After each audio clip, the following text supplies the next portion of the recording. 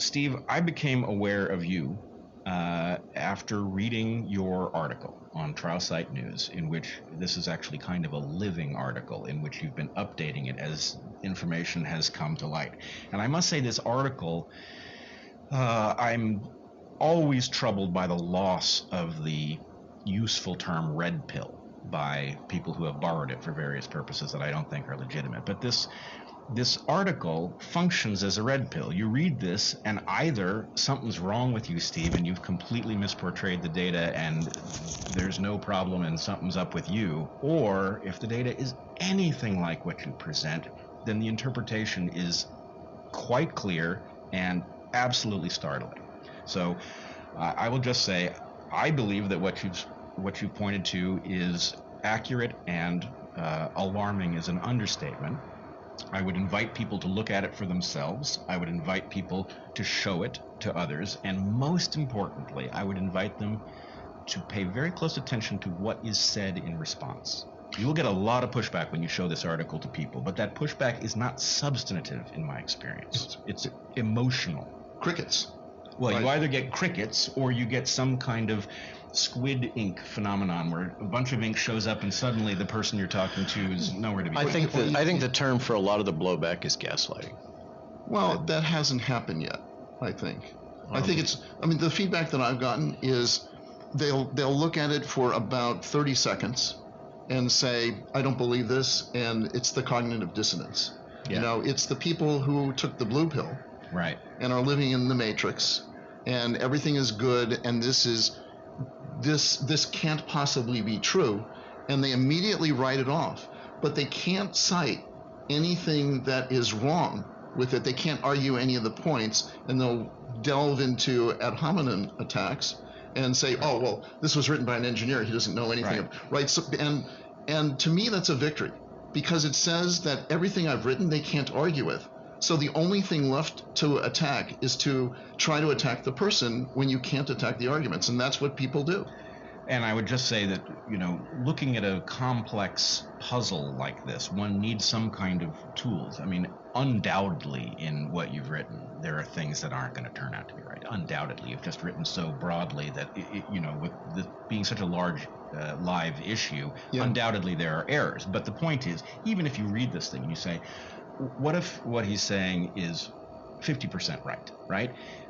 It's still so alarming that effectively the response would have to be the same. Something has gone wrong, we are in danger, and we are not behaving rationally. And you can detect where we are not behaving rationally in numerous places that I hope we will get to. But do you want to outline the basics, like the bullet point, the top 10 bullet points that people ought to be aware of that you're calling attention to in your article? It's so hard because it's just this unbelievable story, right? And let me just tell you how it got started. However it works.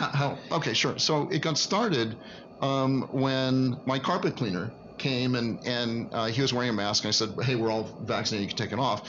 And he said, I just got I got the Pfizer vaccine and I had a heart attack 2 minutes later.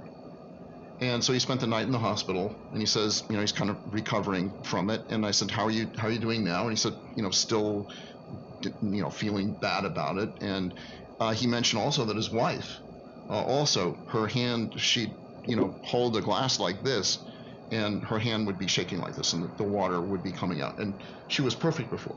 So I have two people. We have very few people in my house because of COVID. So the fish guy, the carpet cleaner, and the house cleaner, right? And so to have not just one person, but him and his wife, I mean, that is like lightning striking twice in the same place.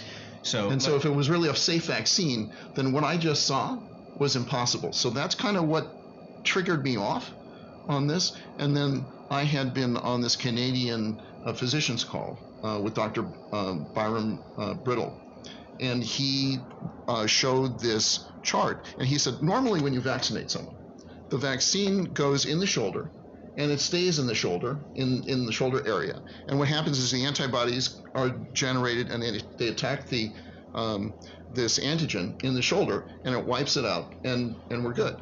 But what Byron Brittle did is he did a FOIA request to the Japanese government to look at the biodistribution data. And what he discovered is that it doesn't stay in the shoulder, where we all thought it should stay. It goes throughout your entire body. It goes to your brain, to your heart. So that's two problems. One problem is it isn't where it's supposed to be ideally. Where we thought it was, where we thought it was for all the and the other previous vaccines. The other problem, and this is your area of expertise, is that what these vaccines do is they encode spike protein alone, so that the immune system will learn to recognize spike protein and will catch it quickly when one is confronted with COVID. But the spike protein itself, we now know, is very dangerous. It's cytotoxic. Is that a fair description? More than fair, and I alerted the FDA about this risk months and months and months ago. So we had a discussion about it. And to be fair, the FDA did not think that the S1 subunit and the spike protein was toxic. And so they knew, the FDA knew about the biodistribution. And one of the scary things is that the biodistribution like peaks in your ovaries. And so just to nail the point home, they did know. They did know. I did send them the manuscripts. So and their determination was it's a harmless spike protein. That they didn't think that was sufficient documentation of the risk that spike was biologically active. Right. Okay. They did not believe the spike was biologically active. So that was the big mistake. We now know the spike protein is very dangerous. Very dangerous. Is biologically. We also know, so if it was very dangerous, but it did what the brochure on these vaccines says it should do, which is lodge in the membrane of the cells that are doing the transcribing, it would be a lot less destructive, right? I think that's fair, and you're right. It's not just the documentation about the vaccine. It's the prior literature that was put out by the people that developed it, that developed these clones. So they were aware that there was a risk of spike being biologically active and having adverse events if it did not stay stuck to the cells that were transfected, that got the RNA and made it. Okay, and they used a genetic engineering method of putting a transmembrane domain on it to ensure that it stayed anchored and stayed put. And they did limited non-clinical studies to say, looks like it stays stuck. Right. We engineered it to stay stuck. They did. And they published that. Here's the thing. Specially engineered.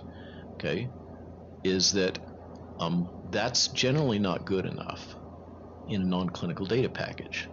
So before we get a product released to use in humans, in the normal situation where we're not in a rush, we have some really rigorous tests that have to be done in animals.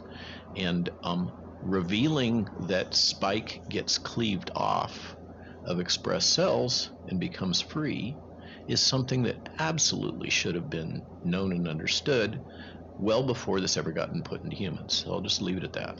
All right. Well, that's the smoking. Down the rabbit hole, because this is biologically fascinating, which I want to avoid doing. But you just said the reason to use the adenovirus vector, which is with the DNA vaccines, not the RNA vaccines, which is what we were talking about. I would call it. It's not a DNA vaccine. It's an ad vector vaccine. Right. It is the use of a recombinant virus, which happens to be a DNA virus. Yeah. But it's the same basic idea. It's gene therapy technology applied to vaccines. Okay. It's the same technology, and everything downstream of the translation of the spike protein is the same. Spike protein? Yeah. Is the same. And by the way, we have no problems at all with mRNA vaccines.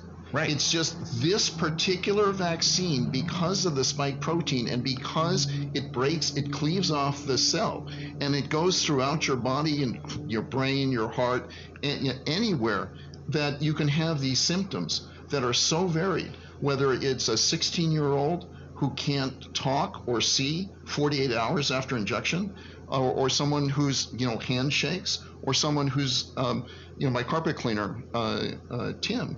He's like disabled now. He's lost $30,000 in terms of his costs, and he's going in for an epidural because he's in such pain.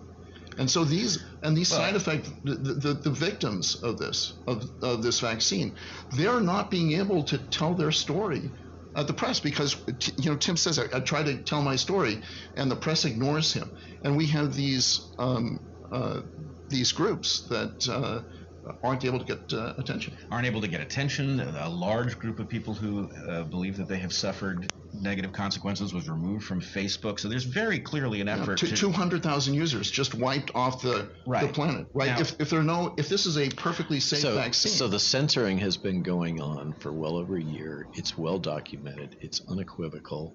And my argument is that by implementing censoring, what we're doing is making it so that signals can't be detected. Yeah. People's voices can't be heard. And I'm of the opinion that we have to have free and open discussion, and we have to have full disclosure of risks. And when you censor that, you cannot have that. It changes everybody's mindset into believing it's safe and effective. And when you have that, you don't report these adverse events as being associated with it because you eliminate it. You don't want to be the fly in the ointment of a great vaccine. You don't think it's possible, right? So when a doctor sees a miscarriage and says, I've never seen a baby like this in my entire career where it's so bloody and the brain is split in half and so forth. She's never seen anything like it. And the woman was vaccinated a month ago, and she's 25 weeks pregnant. When you have that sort of thing, the doctor says, well, it can't be the vaccine because the vaccine is safe. Well, and so they say, well, it must be a genetic defect. And they report it as a genetic defect, and they don't even report it into the VAERS system. So we never see any of these safety signals because everybody is trained to think that it's safe. It couldn't have been the vaccine. So that's this groupthink problem. And I think it is a real problem.